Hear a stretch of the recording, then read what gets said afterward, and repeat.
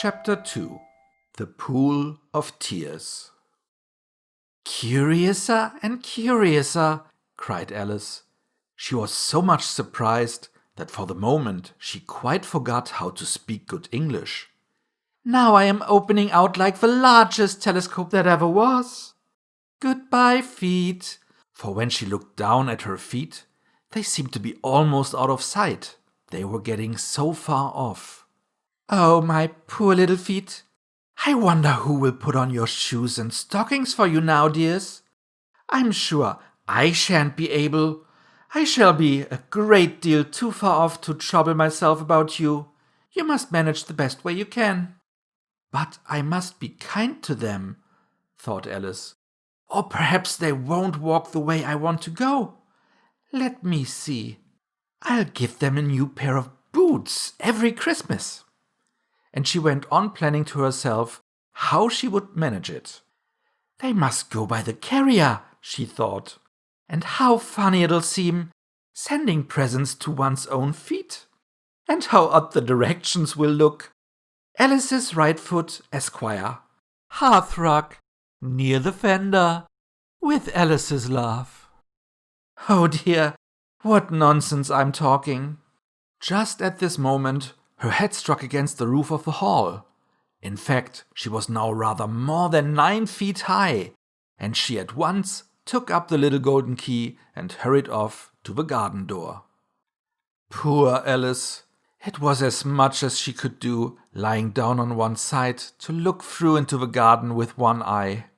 But to get through was more hopeless than ever. She sat down and began to cry again. "You ought to be ashamed of yourself," said Alice. "A great girl like you," she might well say this, "to go on crying in this way. Stop this moment, I tell you."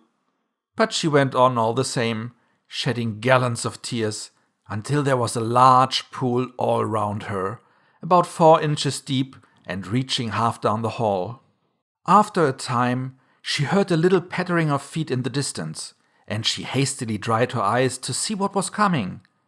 It was the White Rabbit returning, splendidly dressed, with a pair of white kid gloves in one hand and a large fan in the other. He came trotting along in a great hurry, muttering to himself as he came, "Oh, the Duchess, the Duchess! Oh, won't she be savage if I've kept her waiting?"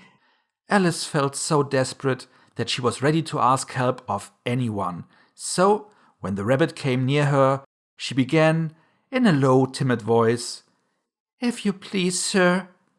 The rabbit started violently, dropped the white kid gloves and the fan, and scurried away into the darkness as hard as he could go. Alice took up the fan and gloves, and, as the hall was very hot, she kept fanning herself all the time she went on talking. "Dear, dear, how queer everything is today. And yesterday things went on just as usual. I wonder if I've been changed in the night. Let me think. Was I the same when I got up this morning? I almost think I can remember feeling a little different. But if I'm not the same, the next question is, who in the world am I? Ah, that's the great puzzle." And she began thinking over all the children she knew that were of the same age as herself, to see if she could have been changed for any of them. "I'm sure I'm not Ada," she said, "for her hair goes in such long ringlets, and mine doesn't go in ringlets at all. And I'm sure I can't be Mabel, for I know all sorts of things, and oh, she knows such a very little. Besides, she's she, and I'm I, and oh dear, how puzzling it all is. I'll try if I know all the things I used to know. Let me see. 4 times 5 is 12, and 4 times 6 is 13, and 4 times 7 is... Oh dear, I shall never get to 20 at that rate. However, the multiplication table doesn't signify. Let's try geography. London is the capital of Paris, and Paris is the capital of Rome, and Rome... No, That's all wrong, I'm certain. I must have been changed for Mabel. I'll try and say, how doth the little... And she crossed her hands on her lap as if she were saying lessons, and began to repeat it, but her voice sounded hoarse and strange, and the words did not come the same as they used to do.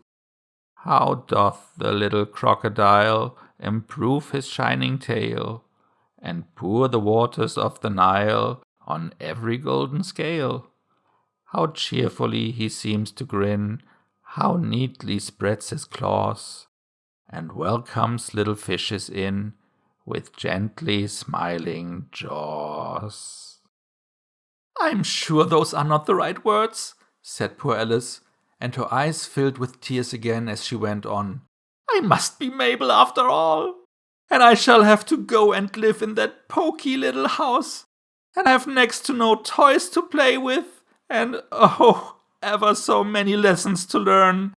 No, I've made up my mind about it. If I'm Mabel, I'll stay down here. It'll be no use their putting their heads down and saying, Come up again, dear. I shall only look up and say, Who am I then? Tell me that first, and then, if I like being that person, I'll come up. If not, I'll stay down here till I'm somebody else. But oh dear, cried Alice, with a sudden burst of tears, I do wish they would put their heads down. I'm so very tired of being all alone here. As she said this, she looked down at her hands and was surprised to see that she had put on one of the rabbit's little white kid gloves while she was talking. How can I have done that? She thought. I must be growing small again. She got up and went to the table to measure herself by it, and found that, as nearly as she could guess, she was now about 2 feet high and was going on shrinking rapidly. She soon found out that the cause of this was the fan she was holding, and she dropped it hastily, just in time to save herself from shrinking away altogether. That was a narrow escape, said Alice, a good deal frightened at the sudden change, but very glad to find herself still in existence. And now for the garden! And she ran with all speed back to the little door.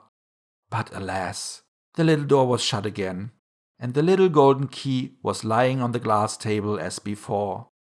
And things are worse than ever, thought the poor child, for I never was so small as this before. Never. And I declare it's too bad. That it is. As she said these words, her foot slipped, and in another moment, splash! She was up to her chin in salt water. Her first idea was that she had somehow fallen into the sea. And in that case, I can go back by railway, she said to herself. Alice had been to the seaside once in her life, and had come to the general conclusion that wherever you go to on the English coast, you find a number of bathing machines in the sea, some children digging in the sand with wooden spades, then a row of lodging houses, and behind them a railway station. However, she soon made out that she was in the pool of tears which she had wept when she was 9 feet high. I wish I hadn't cried so much, said Alice as she swam about, trying to find her way out. I shall be punished for it now, I suppose, by being drowned in my own tears. That will be a queer thing, to be sure. However, everything is queer today. Just then she heard something splashing about in the pool a little way off, and she swam nearer to make out what it was. At first, she thought it must be a walrus or hippopotamus, but then she remembered how small she was now, and she soon made out that it was only a mouse that had slipped in like herself. Would it be of any use now, thought Alice, to speak to this mouse? Everything is so out of the way down here that I should think very likely it can talk. At any rate, there's no harm in trying. So she began, Oh, mouse, do you know the way out of this pool? I'm very tired of swimming about here, oh, mouse. Alice thought this must be the right way of speaking to a mouse. She had never done such a thing before, but she remembered having seen in her brother's Latin grammar a mouse, of a mouse, to a mouse, a mouse, o mouse. The mouse looked at her rather inquisitively and seemed to her to wink with one of its little eyes, but it said nothing. "Perhaps it doesn't understand English," thought Alice. "I dare say it's a French mouse, come over with William the Conqueror." For, with all her knowledge of history, Alice had no very clear notion how long ago anything had happened. So she began again, "Où est ma chatte?" which was the first sentence in her French lesson book. The mouse gave a sudden leap out of the water and seemed to quiver all over with fright. "Oh, I beg your pardon," cried Alice hastily, afraid that she had hurt the poor animal's feelings. "I quite forgot you didn't like cats." "Not like cats?" cried the mouse in a shrill, passionate voice. "Would you like cats if you were me?" "Well, perhaps not," said Alice in a soothing tone. "Don't be angry about it. And yet, I wish I could show you our cat Dina. I think you'd take a fancy to cats, if you could only see her. She is such a dear, quiet thing," Alice went on, half to herself as she swam lazily about in the pool. "And she sits purring so nicely by the fire, licking her paws and washing her face. And she is such a nice soft thing to nurse. And she's such a capital one for catching mice." "Oh, I beg your pardon," cried Alice again, for this time the mouse was bristling all over, and she felt certain it must be really offended. "We won't talk about her any more, if you'd rather not." "We indeed," cried the mouse, who was trembling down to the end of his tail. "As if I would talk to such a subject.